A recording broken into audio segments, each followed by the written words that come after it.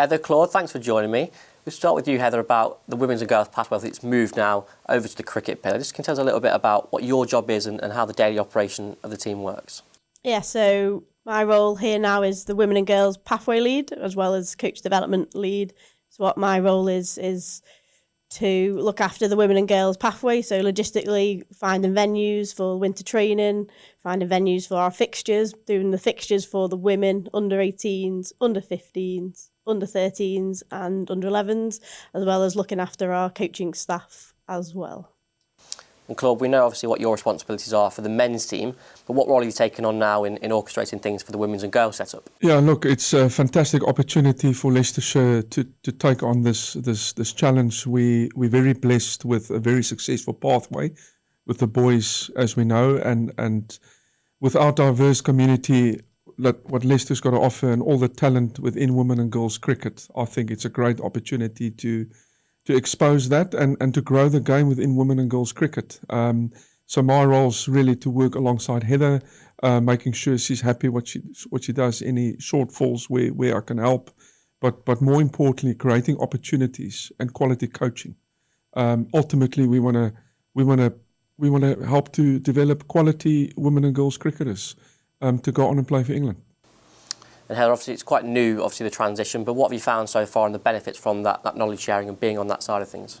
Yeah, we moved over in October 2023. It's been a great learning curve for me. I had to sit down with Jigger Nake, the head of the academy, sat down with Claude, understanding what they do from a boys' perspective and the men's first team perspective, and then trying to make sure that the women and girls is going to be coming up to that really quite soon. But obviously with it still being amateur, still trying to make sure that we can do the best that we can and have the best coaches and the best players available to us and work with them to be the best that we can be and be the Leicestershire Foxes all the way through. And talking of some of those structural changes, Claude, you mentioned to me a moment ago about maybe bridging the gap between age groups. What are the plans for the women and girls pathway? Yeah, look, the pathway is extremely important for any cricketer. So currently that stops at 15 and then jumps to 18. So we are launching our under-17 team as we speak, and that's going to create more opportunities and obviously more coaching. And yeah, it's just great to connect with our community, with our school network that we're busy with and creating hubs, what we call the Leicestershire Women and Girls hubs around the county to create more opportunities, facilities, to grow the game within women and girls cricket within Leicestershire.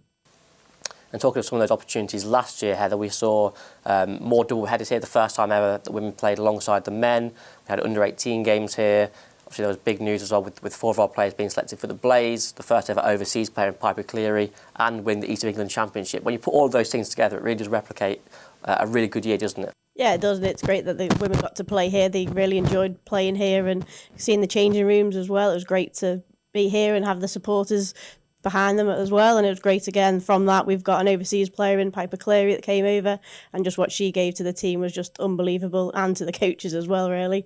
She's just an amazing player who had knowledge, experience of the game, bringing over from Australia as well, the first year we've ever had an overseas player. And then from that, obviously we got our under 18s, had a double header here, or T20 here against Norfolk and Warwickshire, who really enjoyed it as well. For those girls from Norfolk aren't probably going to play on a first class ground. They got the chance to do that last year, and it was really, really great to see as well.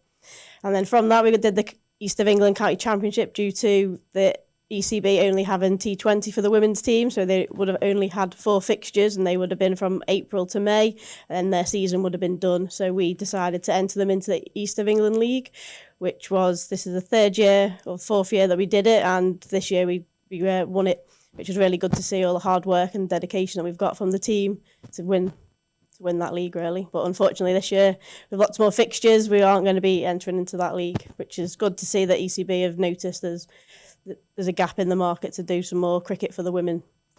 But fortunately, Claude, we will be here again for 2 more T20 double headers. As Heather mentioned there, it was really positive for the girls to get that experience of a first-class ground, and for the fans as well to be able to come and watch the women's team. You were quite keen for that, weren't you? Why was that? Well, it's massive. So yes, the fans is so important. We want to expand that, and I just think it was a great positive and initiative. We want to keep growing on that, and we want to touch base with all our fans in the county. Come and see our women and girls play. Come and see us win games. and come and see the progress that Leicestershire County Cricket Club's making within women and girls cricket. And how inspiring will that be, Heather, for young girls in Leicestershire to come and watch the team and see them playing here and really to take, inspiration that could be them one day? Yeah, it's massive inspiration for young girls. Like when we've had schools down here, we've told them all about our women's team and the girls setup that we have here as well. And it's great to see that we've got 4 players that are representing the Blaze, which is our regional team, who've gone on to do great things there. And from that, we've got in our younger pathway, we've got 5 players now representing in the emerging player pathway, which is the EPP. And it's just great to see we've got lots of young talent coming through and getting that support and extra coaching that they deserve. And Claude, looking at the future of women's and girls cricket as a whole, we've seen today the announcement of a new system, a 3-tiered system.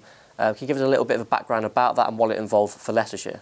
Yeah, so Leicestershire, we've been given the opportunity to apply for the Tier 1 status, which we are now currently working through the paperwork, and I'm fully confident that we will be in a position to do that. We've got such a fantastic, diverse talent of women and girls cricket within the UK. We're so well connected with our communities, with our schools, and I just think that creates opportunity to create a platform to develop a really good quality cricket and a product for English cricket.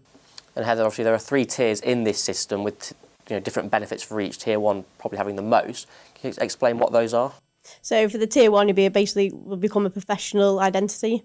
So we'll have 10 full-time playing players, as well as we'd have full-time coaching staff, and we'd get more fans here. Generate more income for fan base. We'll have a marketing team.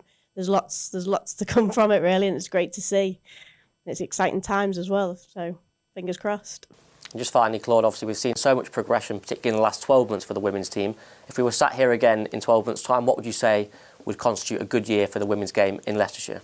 Just keep on growing, progress, see girls delivering quality cricket at Grace Road, and hopefully a few names appear in the England women team in the near future, and just expand and grow the game and create those opportunities and quality cricket for everyone to witness.